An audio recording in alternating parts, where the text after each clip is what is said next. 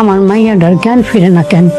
সেই কাল রাত থেকে অজ্ঞান হয়ে আছে। আপনার মেয়ে যে এখনো বেঁচে আছে তার জন্য আলহামদুলিল্লাহ বলেন। একটু পরে ওনার জ্ঞান ফিরে আসবে। আপনার স্বামী কোথায়? উনি তো ওই যে বাচ্চারে দাফন করাইতে গেছে। দিয়ে বলবেন এখানে যে ওষুধগুলো লেখা আছে এগুলো যেন ঠিক মতো নিয়ে আসে। আর এখানে থাকুন না দেখাশোনা করুন।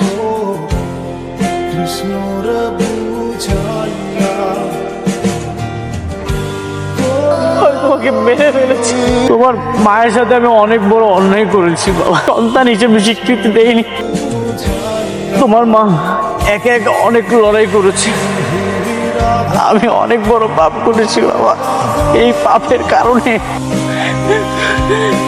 আজকে তোমার এই দাফনটা দেখতে হলো। তুমি আমাকে মাফ করে দিও বাবা। এখন আর চিৎকার করে কান্দা কিলা দুনিয়াতে আসার জন্য ছটফট করছে তারে তুমি টাকার অহংকারে সন্দেহের বিষে মাইরা ফেলাইছো।